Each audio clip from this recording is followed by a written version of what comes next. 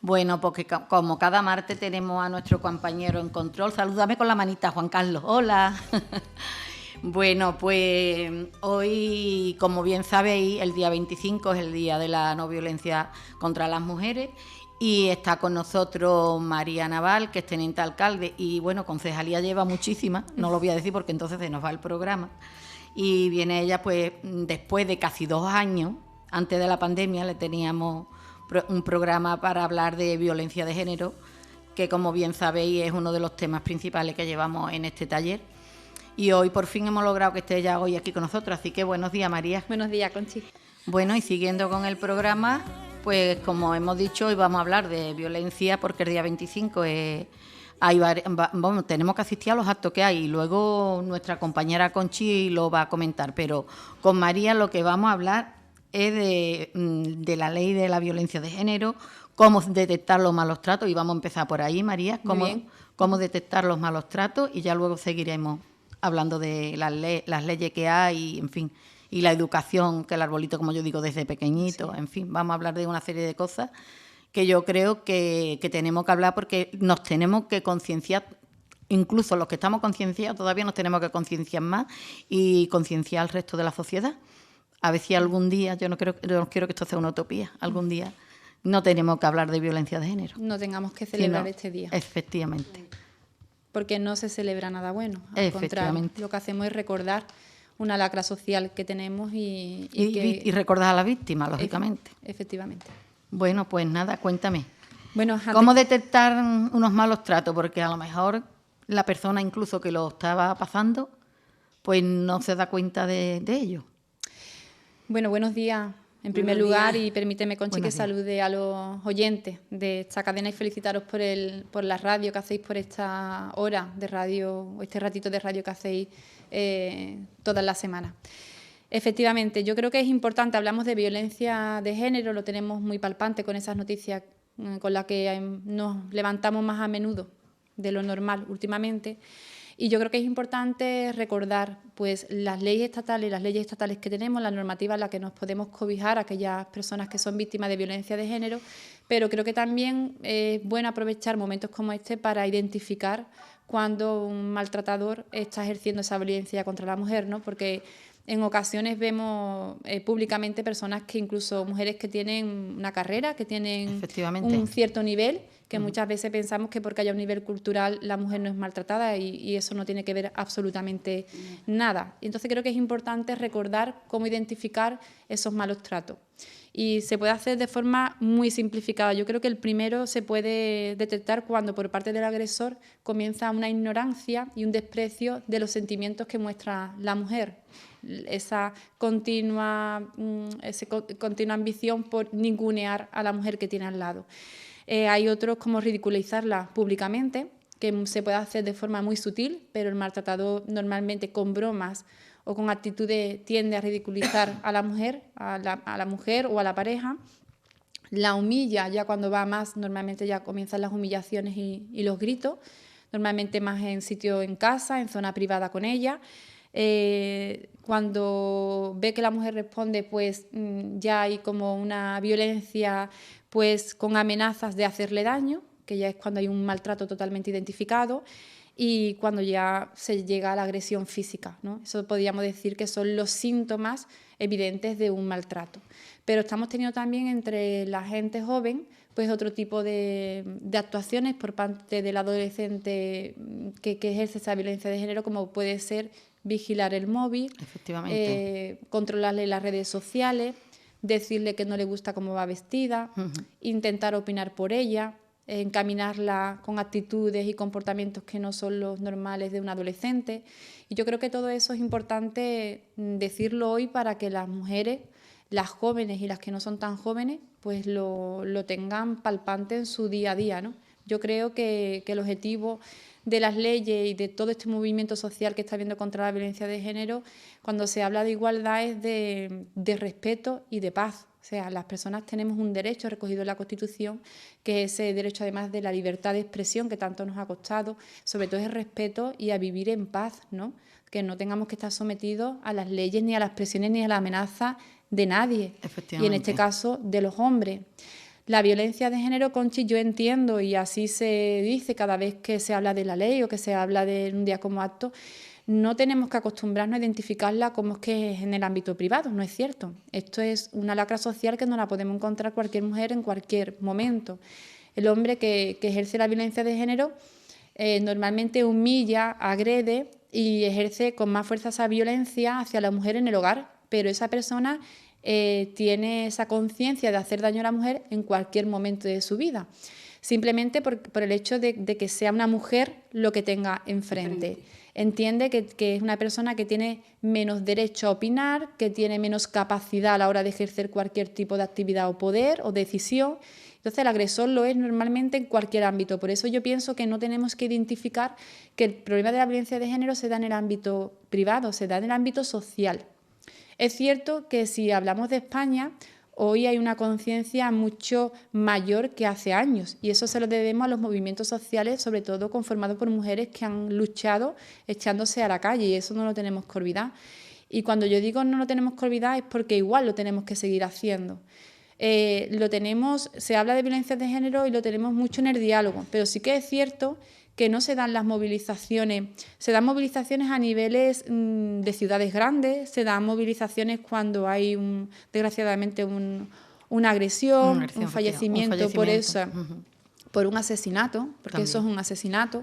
Pero en el día a día sí que parece, me da miedo que nos acostumbramos, que llegue a acostumbrarse a normalizarse estas noticias, porque a veces creo que hay que incidir más en la gente joven, que sus bisabuelas, sus abuelas, sus madres han luchado mucho por esto. Y que hoy las mujeres jóvenes tienen la posibilidad de tener mucha más información de forma transversal, si en el ámbito educativo, en los colegios desde pequeños, después los institutos de adolescentes. Están muy apoyadas por colectivos de mujeres de edad que siguen en esa lucha y que son las que están ahí al pie del cañón. Y la administración también apoya mucho, pero no nos podemos acomodar. Esto es un trabajo de todas y de todos. Yo me alegro que cada día haya más hombres apoyando, pero lo cierto es, y a lo que nos tenemos que agarrar es a los datos que tenemos. A fecha de hoy, si nos metemos en la página del Ministerio, tenemos 37 mujeres fallecidas. Si nos vamos a un dato que es desde 2015, creo recordar, en la última entrevista que hice, vamos por cerca de 1.150 mujeres asesinadas. Sí que es verdad que eso, como tú comentas, hace 5 o 6 años había al cabo del año unas 60 o 70 mujeres y ya pues vamos casi por la mitad. Pero no obstante, mientras que haya una sola víctima, tenemos que seguir ahí. Tenemos que seguir en esta lucha. Efectivamente. Sí. Por eso te comentaba que creo que permitirme que el poco tiempo que tenemos hoy, porque es verdad que es muy poquito, pero me comprometo a venir cuando queráis, es bueno refrescar y que no quede en el olvido las leyes y los estamentos que tenemos, sobre todo las leyes estatales que tenemos en este momento.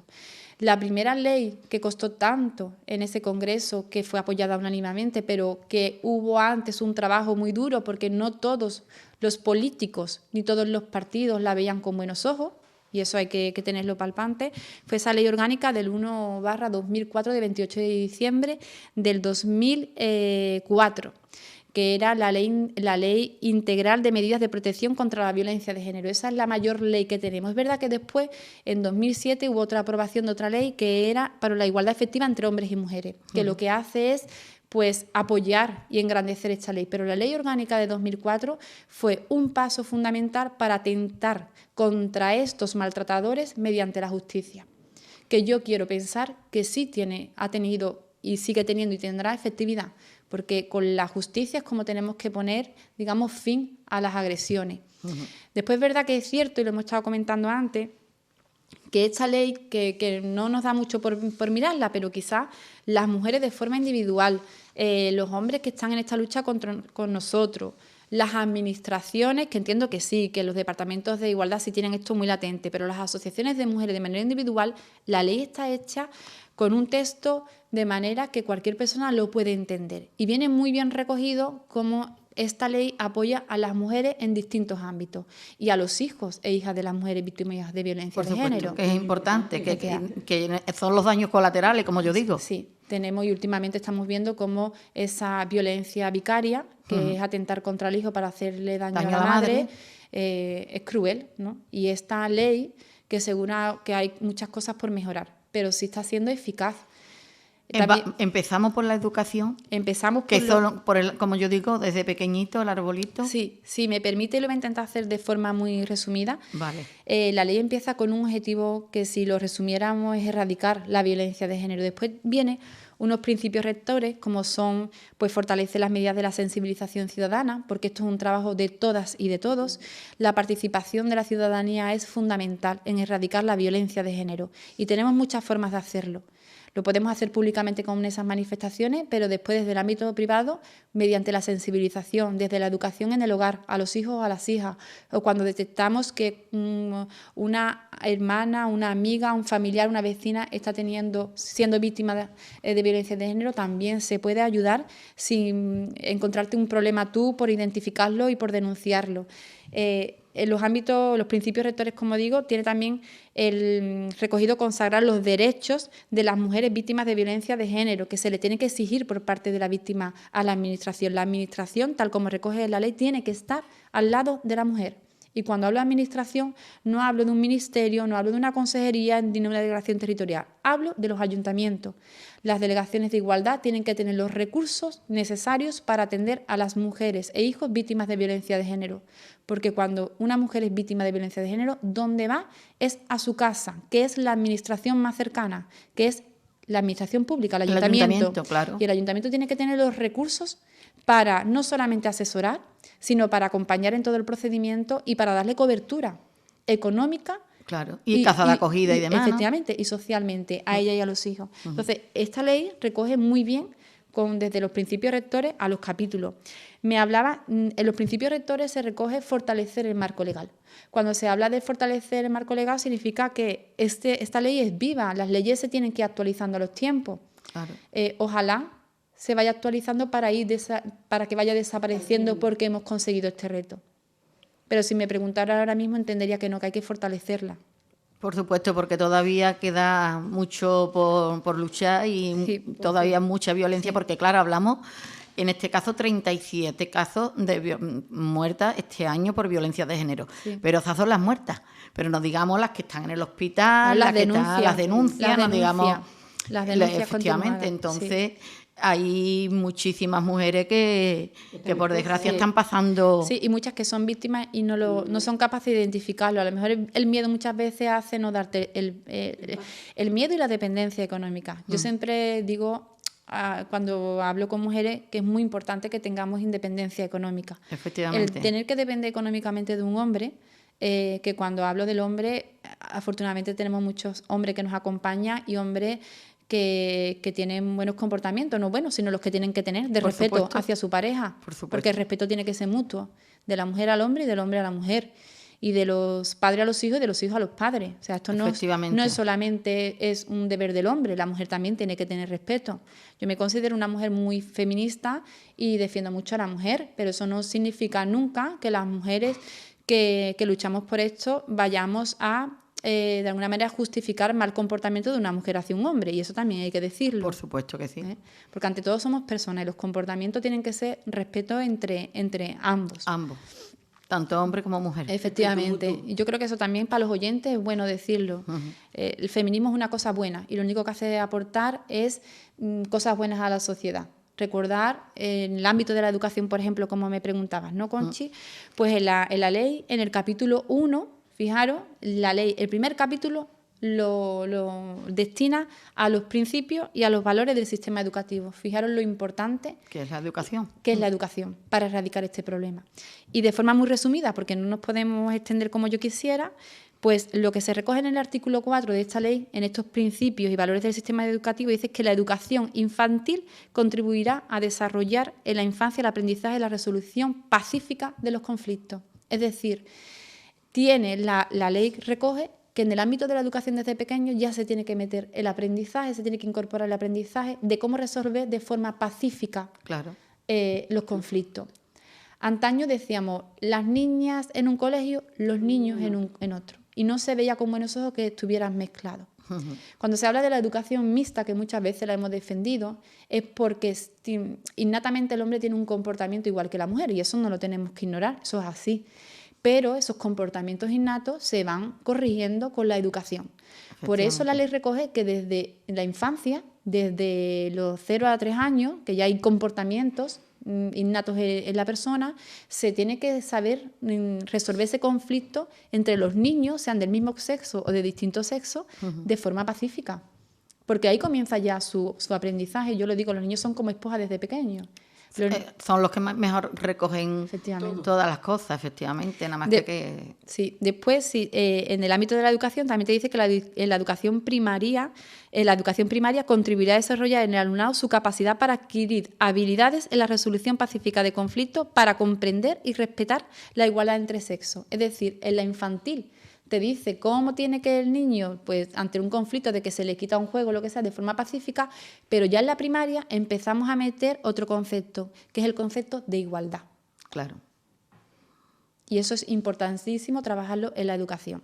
Y así te va desarrollando el capítulo 1, cómo se trabaja el tema de la igualdad según el periodo, si es infantil, si es primario, si es bachillerato o si es la enseñanza ya de universidad, por ejemplo. Y creo que esto es importantísimo. Y siempre me ha gustado que lo recoja como el capítulo 1.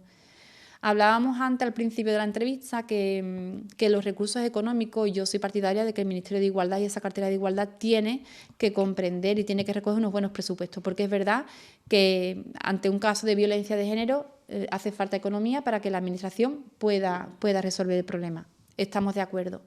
Pero es que no nos tenemos que poner siempre en el caso de la violencia. Hay una cosa que es una antesala, que es la prevención. Y en la prevención entra mucho la educación.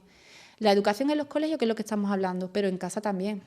Por supuestísimo que sí. Hay simples gestos en casa que las mamás y los papás tienen que corregir. Porque los niños que lo ven todo lo que los padres hacen, claro, lo que su padre y lo que su madre hace, entonces van cogiendo modelos, claro, de... normalizan las conductas y ese es el problema.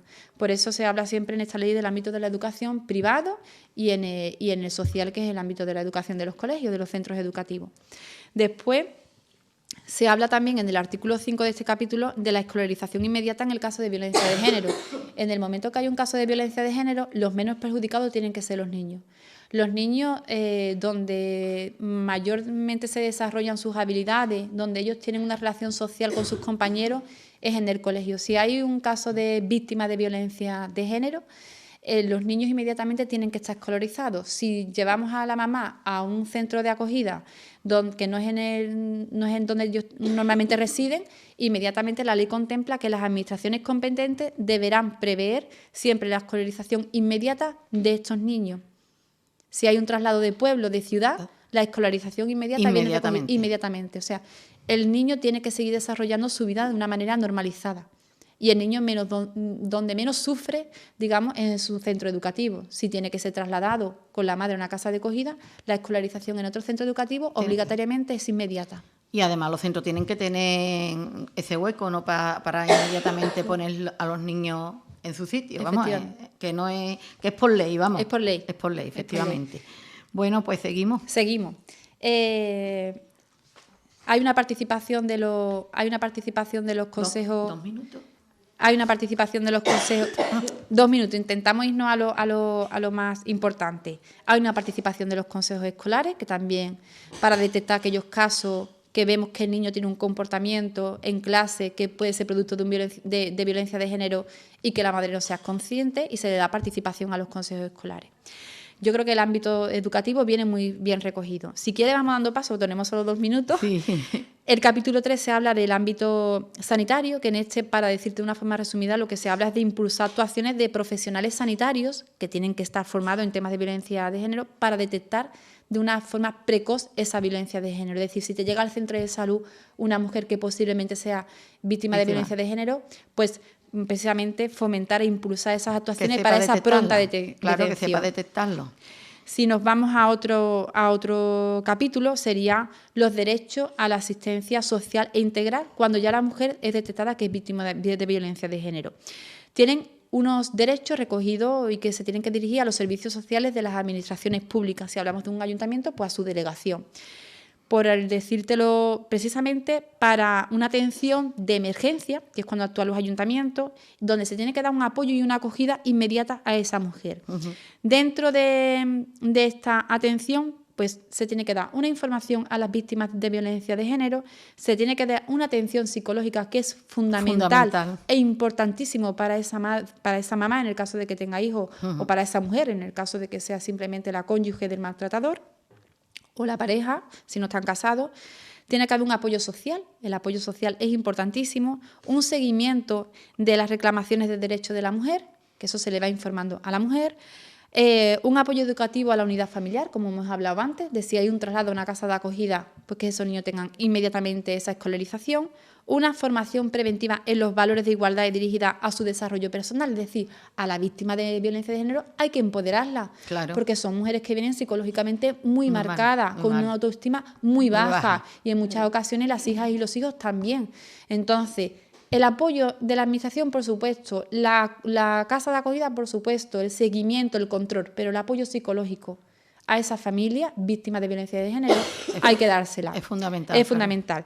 Y, por supuesto, el apoyo a la formación e inserción laboral, que ahí sí que es verdad que no terminamos de resolver el problema precisamente porque hay momentos donde el trabajo, y sobre todo en comunidades autónomas, no tenemos toda la posibilidad de dar trabajo como quisiéramos, pero sí que es verdad que las administraciones públicas tendrían que, y esto lo digo porque yo lo veo, de alguna manera, crear un sistema donde a la mujer se le pueda dar una inserción laboral que también la haga pues tener esa independencia económica. Pero lo importante que es para una persona también verse que se vea de alguna manera que se desarrolla como mujer y como persona y no tener esa dependencia económica. Efectivamente. Eso es importantísimo. Esa es una de las pautas principales, tener, y lo hemos dicho al principio, tener una independencia económica. La asistencia jurídica, que también se recoge en esta ley en el artículo 20, a las víctimas de violencia de género, es que tienen derecho a recibir asesoramiento jurídico gratuito en el momento inmediato previo a la interposición de la denuncia. Es decir,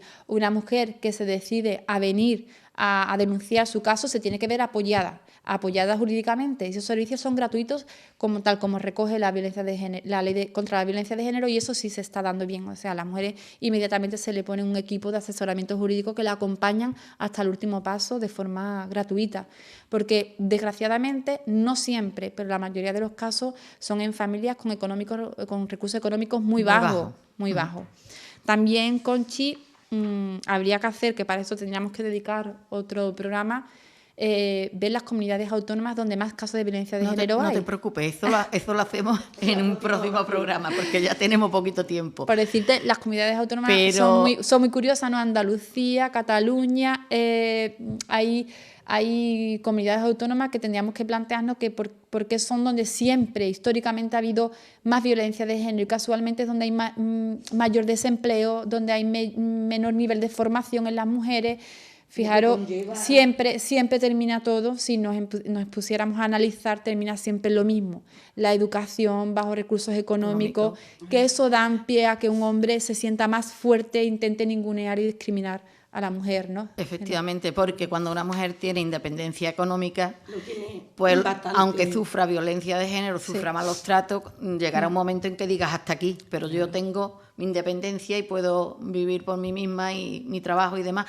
La que no lo tiene, pues muchas veces aguanta hasta que pasa lo que no debe de pasar. Terminamos con esto, es verdad. Esto es un resumen muy escueto de la ley, ¿no? Pero bueno, hay un artículo que aquí, que es el artículo 27, que son las ayudas sociales, es decir, la prestación económica que se le da a la víctima de violencia de género, que es muy cortita y déjame que lea tal como viene en el artículo 27, en el párrafo 1, que dice: cuando las víctimas de violencia de género careciesen de rentas superiores en cómputo mensual al 75% del salario mínimo interprofesional, excluida la parte proporcional de las 2 pagas extraordinarias, recibirán una ayuda de pago único, siempre que se presuma que debido a su edad, que tiene falta de preparación, es decir, que se detecta que la mujer no tiene formación, que no está especializada, que las circunstancias sociales y económicas son bajas, que la víctima tendrá especiales dificultades para obtener empleo por esa falta de formación o por esa falta de experiencia.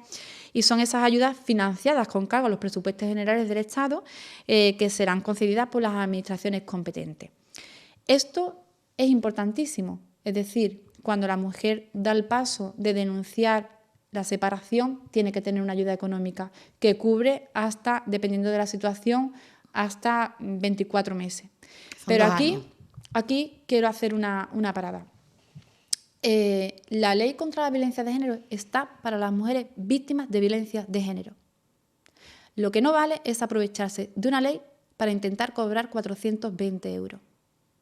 Porque eso hace un daño horrible a toda esta causa. Claro. Es el 0,01 o el 0,001 o 2%, pero las denuncias falsas. Alguna secuela, pero ¿no? hacen estrago. No vale denunciar ni crear falsos testimonios para cobrar 420 euros. Porque están haciendo un daño a algo que se está consiguiendo a base de una lucha de hace muchísimos años, pero aparte se crea y se fomenta malas costumbres que van en perjuicio no solamente de aquellas personas que están haciendo eso, porque en el momento que es detectado hay una pena contra estas personas, sino porque pueden estropear toda una ley y muchísimo trabajo y crear malas costumbres. Y Por eso supuesto. también se ha detectado en las administraciones públicas. Así que yo rogaría, por favor, que este trabajo de años, de vidas que ha costado, que se ha quedado en el camino, que por fin se pudo en 2004 aprobar esta ley, se ejecute y se aplique esta ley para las mujeres que de verdad son víctimas de violencia de género. Que no aprovechemos las circunstancias, que no aprovechemos las circunstancias económicas. Si cualquier familia, cualquier mujer está pasando por malos momentos, que se dirija a la administración, que intentaremos siempre poner solución. Claro que hay otros métodos. Hay otros métodos, pero utilizar esto no son conscientes del daño que hacen a la sociedad, a la administración, a las mujeres que de verdad son víctimas de violencia de género y a ellos mismos. Y a su familia. Bueno, María, pues terminamos con esto y ya te emplazo, porque nos hemos quedado a la mitad de todo. Ya te emplazo a lo mejor para marzo. Cuando queráis. Cuando queráis, aquí estoy para este y para otro tema. El 8 de marzo, como el Día de la Mujer, pues sí, a lo mejor en esa fecha hablamos un poquito también. Podríamos hablar de un tema muy interesante, que es la figura de la mujer en política. Pues mira, también. Porque creo que también es algo que parece que hay mucho tabú como para hablar de ello, y creo que sería un tema interesante para tratar también. La mujer, desde luego, que está en política, tiene merecido un monumento, porque lleva todo lo que tiene que llevar más la política, que eso son las 24 horas del día. Y que tiene que quemar un montón. Es tremendo. Así que nada, darte las gracias porque estés este ratito aquí con nosotros, y bueno, te emplazamos para dentro de unos meses. Muchas gracias a vosotros. Yo creo que me dirá que sí, porque después de tanto tiempo. Por supuesto, aquí voy a estar cada vez que lo necesitéis. Vale, muchísimas gracias. Encantada de que esté aquí con nosotros.